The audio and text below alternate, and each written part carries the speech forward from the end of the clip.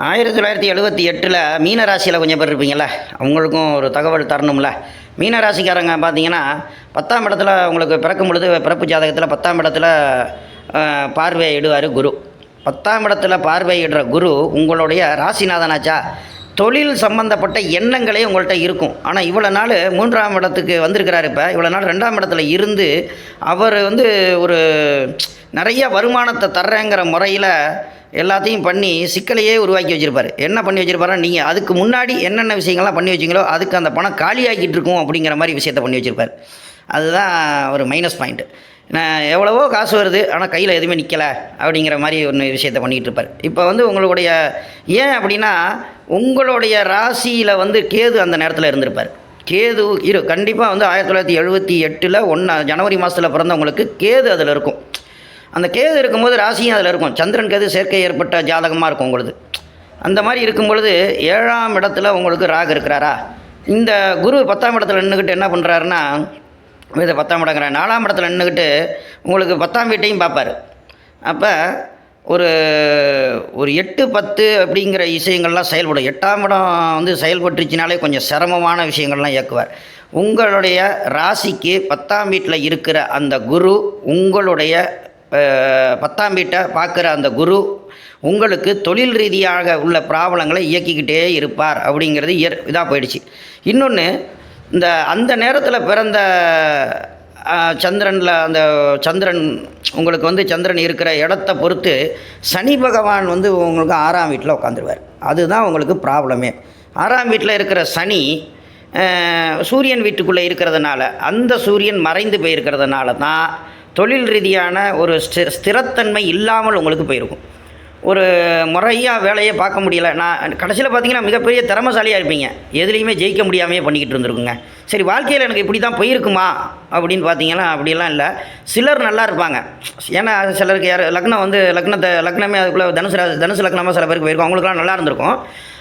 ஏன்னா அந்த லக்னத்தை குரு பார்த்துருப்பாரு. சில பேர் குரு பார்க்காத லக்னங்கள்லாம் மாட்டியிருப்பாங்கள்ல, அவங்கெல்லாம் பார்த்தீங்கன்னா 6ஆம் இடத்துல இருக்கிற சனி அந்த மாதிரி உட்காந்துட்டு இந்த மாதிரி இருக்கிறதுனால வேலையில் பிரச்சனையை மட்டும் இல்லாமல் கால் ரீதியான சில தொந்தரவுகளும் வயிறு ரீதியான சில தொந்தரவுகளையும் கொடுத்துருவார்.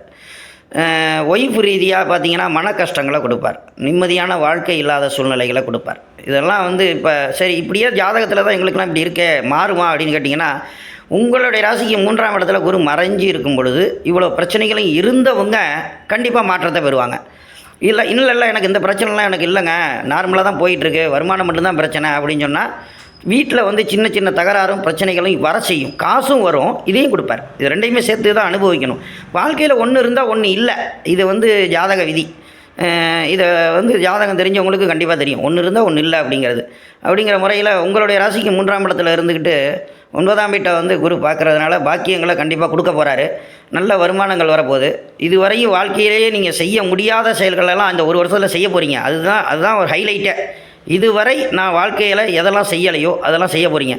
சில பேர் ஊரை விட்டே ஓடி போயிடணுங்கிற மாதிரி சுச்சுவேஷன்லாம் சிலருக்கு மட்டும் இருந்திருக்குங்க. அது மாதிரிலாம் எல்லாருக்கும் கிடையாது. என்ன இப்படி பேசுகிறாருன்னு நினைக்க வேண்டாம்.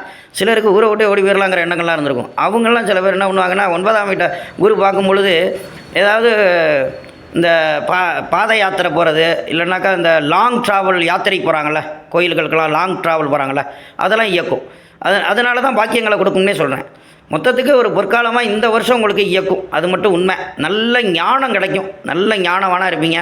ஏன்னா சனி பகவான் இப்போ உங்களுக்கு உள்ளே வருவார் 12ஆம் மாதத்துக்கு பிறகு. அது மாதிரி வரும்போது நல்ல ஞானவானாக மாறுவீங்க. சில பேர் வீட்டை விட்டுட்டே போய் நான் சாமியாரை உட்காந்துக்கிறேன், எனக்கு கடவுள் நிலை தான் எனக்கு தேவை அப்படிங்கிற விஷயங்களையும் சில நேரத்தில் இயக்கிடுவார். அதனால் கொஞ்சம் கவனமாக இருங்க. வீட்டில் உள்ளவங்களாம் பார்த்துங்க, எங்கேயாவது ஒரு பாட்டு கிளம்பி போய் எங்கேயாவது வெளியில் போய் உட்காந்துட போகிறாரு. அதனால் வீட்டை விட்டுலாம் போகக்கூடாது. அது கடவுள் நிலை கிடையாது. வீட்டில் இருந்துக்கிட்டே தியானம் என்ன பண்ணி இப்படி தான் பண்ணுறது தான் இங்கே கடவுள் நிலை அடைகிற விஷயமே.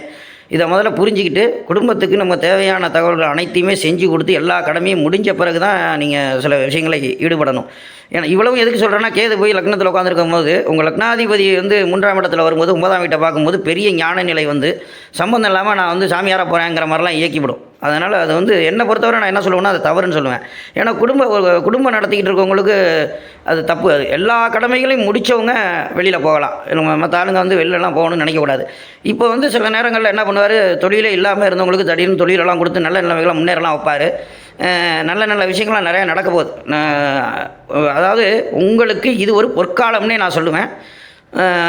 கொஞ்சம் கவலைப்படாதீங்க. சில பிரச்சனைகள்லாம் ஒரு 7வது மாதத்துக்கு பிறகு உங்களுக்கு நீங்க ஆரம்பிச்சிடும். இது நல்ல பொற்காலமே அமையும். நம்ம சேனலை சப்ஸ்கிரைப் பண்ணிங்க. மீண்டும் நம்ம சந்திப்போம். நன்றி, வணக்கம்.